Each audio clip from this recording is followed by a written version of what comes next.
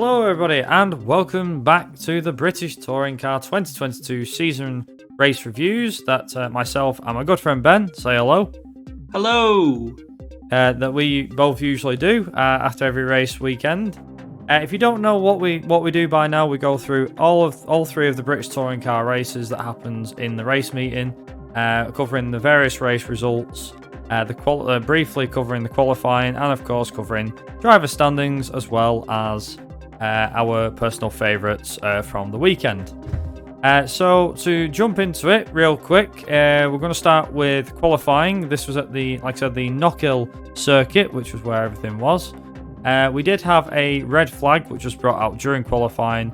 It was brought out with a few minutes to go due to Nick Hamilton spinning off into the gravel. He did get the car out. However, that didn't stop the red flag from coming out. We also had Ollie Jackson's car having a small engine fire, which was put out quickly thanks to the mechanics. In the end, after all the quali was done and dusted, it was Jake Hill who took pole with a time of 50.726 from Ash Sutton and Colin Turkington, who were 2 tenths and 3 and a bit tenths back, respectively. Moving into race 1, we had a great start by Jake Hill, who defended against the chasing pack into turn 1. It was a very clean start by everyone, with a few people going wide on a few turns. Ash Sutton attacked Hill pretty quickly, as soon as the lights went out. Both of them went side by side into turn 1 on the following lap, so on lap 2, with Sutton putting a cracking move on Hill to take the lead. Then we had Jade Edwards going off on lap 3 after what looked like she'd been tagged by Ollie Jackson. This was also on the same lap. We found out that Dexter Patterson received a drive-through penalty, I believe it was. Can't remember what for. Can't remember if it was due to contact or something else, but he got a drive-through penalty, which obviously dropped him down the order. We had Dan Rowbottom in the pits with what looked like some form of damage. Shortly following this, on lap 5 though, Jason Plato went off into the gravel. Both cars managed to get back out. Rowbottom got back into the race, albeit at the back, same with Jason Plato. But despite Ash Sutton getting past Hill, the BMW was determined not to give up, with both of them fighting tooth and nail into lap 6. Turkington watching and waiting to pounce in case anything happened. Adam Morgan put in a drive from the back, as his car wouldn't start initially, so he had it all to do. By lap 7, he was up into 19th place, so he climbed up at least 10 places, which was really good. The Hill and Sutton story just kept on going, both of them playing the cat and mouse game with each other, quite hard as a matter of fact, on lap 8. Great racing to see. Lap 10 saw another shot by Hill to take the lead, and this time he made it stick, moved himself ahead of Sutton, and managed to keep ahead. Lap 13 saw Bobby Thompson put a move on Aidan Moffat to move himself into 13th place. We then saw Josh Cook dropping down the order after going off the road, with Michael Creed also dropping down the order after having a left rear puncher. Lap 16 saw Rory Butcher and Gordon Shedden go head to head, with Butcher coming out on top, and it was a great little scrap between the two Scots. Ash Sutton defended like mad against Turkington for the rest of the race. Turkington came close on a lot of occasions but couldn't get past him.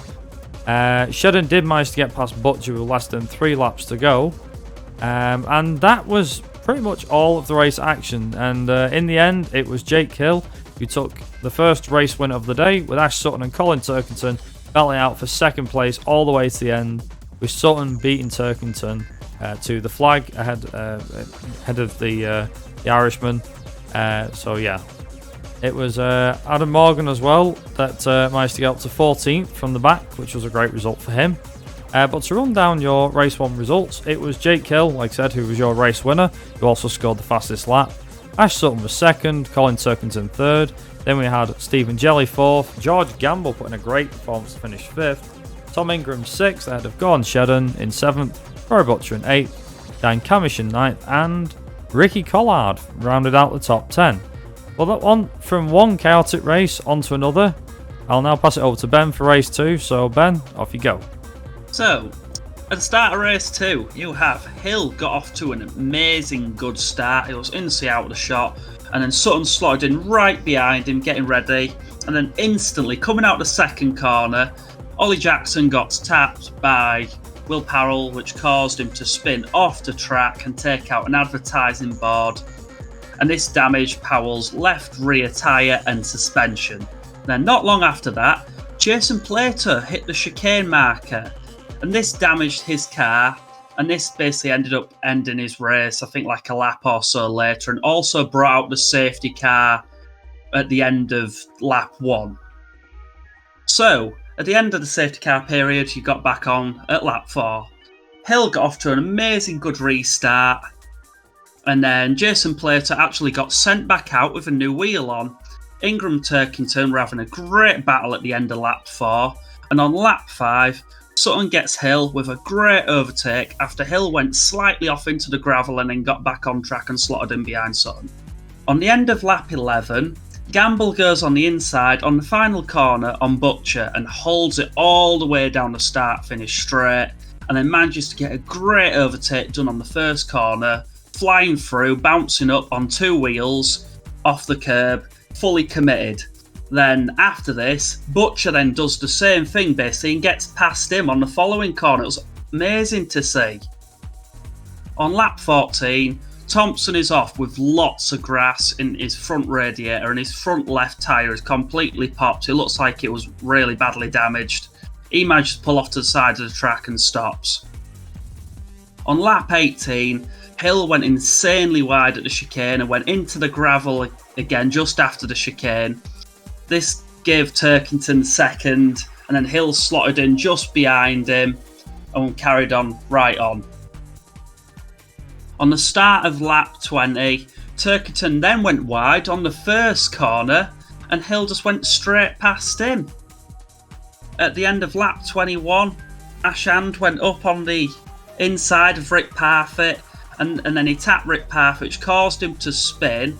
But then Parfitt dangerously keeps on the throttle and just carried on, keep pushing into Hand and pushing straight off.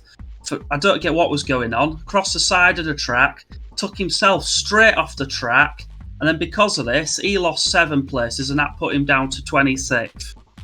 On lap 25, Hill finally manages to catch straight back up to Sutton, who's right behind him. Sadly to no avail though, because right at the end of lap 26, he catches to him, drives straight next to him, drives down the pit lane, they're both going for it, and Sutton barely gets the win, barely gets the win. It was awesome to see. Great race. So race 2, your race results are, your winner was Ash Sutton, in second, not by much, was Hill, in third was Turkington, also with the fastest lap, fourth was Ingram, 5th was Shedden, 6th was Butcher, 7th was Gamble, 8th was Jelly, 9th was Camish, and 10th was Chilton. Over to you for race 3, Brad. Thanks, Ben. So, the last race saw George Gamble start on pole position as his number got pulled out of the hat. So, for those that aren't aware of what race 3 is, it's basically a number gets pulled out of a hat, reverse grid from there, starts on pole, and tend to see either a brand new winner or someone who might have had bad luck during the day, might have their chance in the spotlight. So George Gamble, he managed to lead away his first ever British Touring Car race from the front, held off Rory Butcher to keep the lead. However, there was chaos further back as Ingram went off after Shedden tried to hold his ground. In the process, launched Camish after Shedden came back onto the circuit. Launched Camish on 2 wheels with the damage leading to an instant retirement for Camish. We had Sam Osborne, who also went off, allowed several cars to get past him, including Dan Lloyd, who had a terrible race meeting at Knockhill. Jake Hill went wide on lap 4, which allowed Sutton to get past him into 4th place. However, Hill wasn't beaten as he passed Sutton back up the hill and retook him, which was great to see. After the chaotic start, though, the race did start to get into a bit of a groove, with Gamble putting some nice space between himself and Butcher, and Hill chasing down Turkington for 3rd. Dexter Patterson had to come into the pits on lap 12 as he had to serve a black and orange flag, meaning if there was something unsafe with his car and it needs to be fixed pretty much immediately. So that was what happened with him. Lap 17 saw Hill catch Turkington and pass him to try and hunt down the 2 cars in front. Hill did try and attack Butcher on lap 20, but he couldn't get past him. However, towards the end of the following lap, you can see how hard Hill was trying to get past. He was trying absolutely everything. Lap 22 saw Hill finally get past Butcher. But then to add more excitement, Sutton joined in on the scrap, which meant both Sutton and Turkington were attacking Butcher like hell. So Butcher had the defence job of his life to keep a podium place. But in the end, it was George Gamble who took his first ever British Touring Car win from Jake Hill and Rory Butcher, who rounded out the podium places. And to run down your race 3 results, your winner was George Gamble ahead of Jake Hill in second, who scored the fastest lap. Rory Butcher in third, ahead of Colin Turkington in fourth. Ash Sutton fifth, ahead of Gordon Shedden in sixth. Stephen Jelly in seventh, Josh Cook in eighth. Tom Chilton in ninth, and Aidan Moffat rounded out the top 10. So what does that do to the driver's standings? Well, it changed up the standings quite a fair bit. Colin Turkington takes the lead in the championship ahead of Tom Ingram by 5 points. Ash Sutton right on his heels and well and truly back in the fight in third place. Just 1 point behind Ingram. Then we have Jake Hill only a further 8 points behind. Josh Cook another 9 points behind him. Then we have a gap to Rory Butcher in 6th ahead of Gordon Shedden, Dan Lloyd, Adam Morgan and Stephen Jelly rounding out the top 10. So Ben, who are your winners from this weekend? I would definitely say Gamble. Insanely really good result for race 3, but in race 2 he was pushing like really well. He did some cracking little bits of overtaking, some good manoeuvres and just did really well. Good weekend for him, definitely. Sutton, because he came back with a win. I think he's finally got used to that car, the front wheel drive setup, and he had it on 2 wheels in good old Ash Sutton attacking style. And then Jake Hill, because even though he had a couple of flops, he managed to get back from them and get back, and he did really well he was attacking and he came off, but he managed to get back there every time something went wrong and didn't go his way, which is a good way to be if you want to be in that championship contention at this point in the game of this season, really. Yeah, I think for me, I definitely got to agree with George Gamble. It was great to see him finally get that illustrious win. After seeing the pace that he had at Donington, with getting a podium in the first race meeting of the year, I think it was only a matter of time that he was going to get on the top step. We just had no idea when, so it was really, really great, and I'm glad he won on the third race. Obviously, he had the reverse grid on his side, but that doesn't matter. When he was out front, he didn't crack under pressure.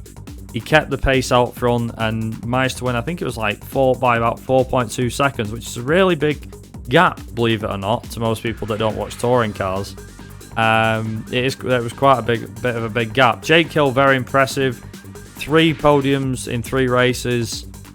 2 of them were 2 second places, 2 fastest laps, including with the race win as well. We obviously had Colin Turkington as well, despite not getting the podium in the last race.